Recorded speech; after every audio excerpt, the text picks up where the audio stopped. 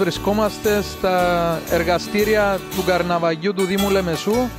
Έχουμε δίπλα μας τον κύριο Κλέωνα Αλεξάνδρου και την κυρία Έρμα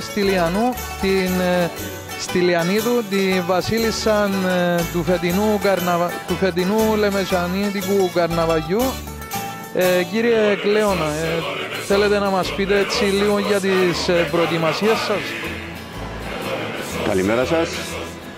Να πω ότι έχουμε ήδη αρχίσει με εντατικό ρυθμό τις προετοιμασίες του φετινού Καρναβαλιού 2013 και ξεκινώντας είχαμε κάποιες επιφυλάξεις τόσο εγώ όσο ο Δήμαρχος και τα μέλη του Δημοτικού Συμβουλίου όσον αφορά την οικονομική κρίση που μαστίζει τον τόπο μας.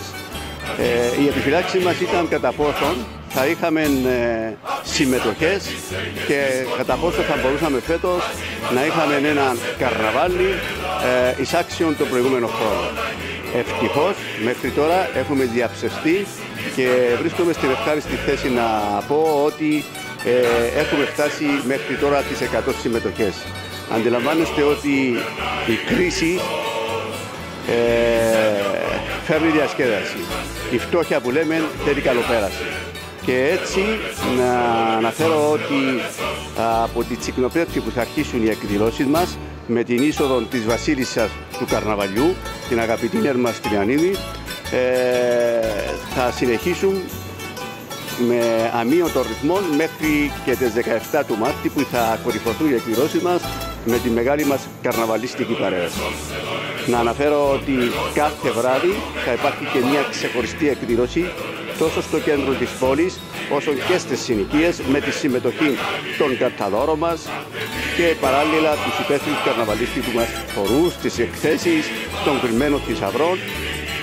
Με λίγα λόγια θα έχουμε ένα πλούσιο πρόγραμμα, το οποίο θέλω να τονίσω ακόμη μία φορά ότι θα έχει το δικαίωμα ο δημότης της πόλης και όχι μόνο και ολόκληρης της Κύπρου να πει, να διασκεδάσει, να χορέψει, να τραγουδήσει χωρίς να ξοδέψει ένα σεντ.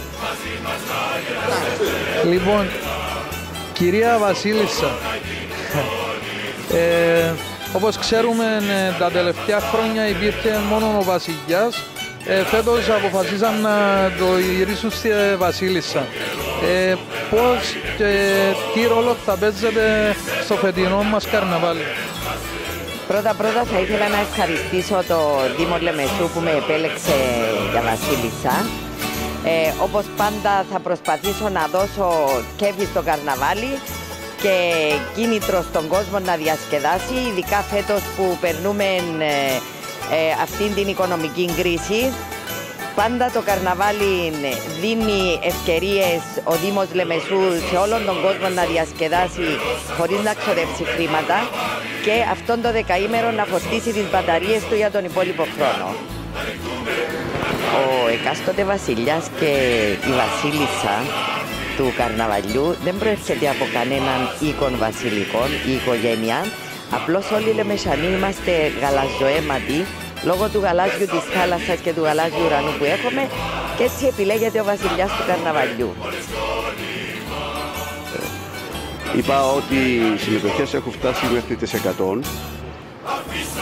Ο στόχος μας δεν είναι να ξεπεράσουμε σε συμμετοχές τα προηγούμενα χρόνια. Απλά εκείνο που ζητούμε είναι ότι πέραν της ποσότητας, αλλά θέλουμε να υπάρχει και ποιότητα στο καρναβάλι. Έτσι, οι μέχρι τώρα καρναβαλιστές που έχουν περάσει από τα γραφεία μας πραγματικά απέδειξαν ακόμα μια φορά πόσο αγαπούν το καρναβάλι και πέραν του ότι θα βάλουν αρκετά λεφτά από την τσέπη τους, εν τούτης όμως για σκοπούς που έχουμε προαναφέρει θα τα δώσουν όλα ούτως ώστε αυτό το δεκαήμερο να βγουν από την οικονομική ύφεση έστω προσωρινά.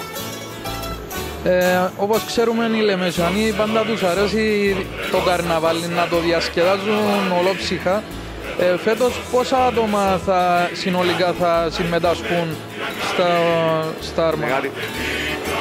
Υπολογίζουμε ότι θα παρελάσουν πέραν των 15.000 ατόμων σε άρματα και σε ομάδες πεζών.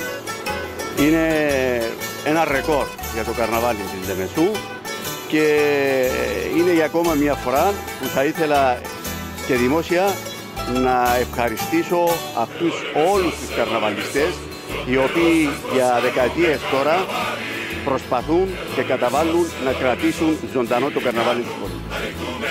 Κύριε Κλώνα, όπως βλέπουμε εδώ είναι το εργαστήριο.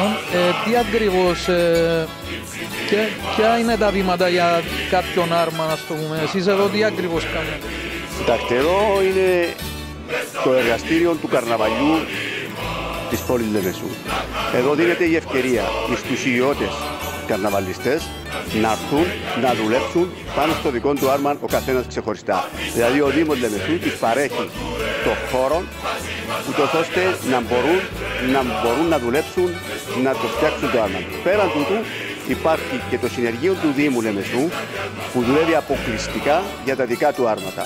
Όπως είναι τα άρματα των Καρθαδόρων, το άρμα της Βασίλισσας που βλέπετε εδώ είναι στα πρώτα στάδια ακόμη και πιστεύω ότι θα προσαρμοστεί ανάλογα με την αγαπητή Έρμαν, με την αγαπητή μας Βασίλισσα, η οποία θα υποδηθεί φέτος τη Βασίλισσα της κρίσης. Παράλληλα έχουμε τα άρματα των Καρθαδόρων μας που και αυτά θα πρέπει να ετοιμαστούν ούτως ώστε από την Πέπτη, τη Τσικνοπέπτη που θα βγουν στους δρόμους να είναι όλα πανέτοιμα για τη μεγάλη μας φιέστα. Λοιπόν, ευχαριστούμε πάρα πολύ που μας δεχτήκατε εδώ κοντά σας και ελπίζω να περάσουμε έναν καταπληκτικό καρναβάλι φέτος, να διασκεδάσουμε ολόψυχα. Καλούμε όλον τον κόσμο της Λεμεσού και Παγκύπρια να έρθει κάτω στη Λεμεσό μας και καλά καρναβάκια.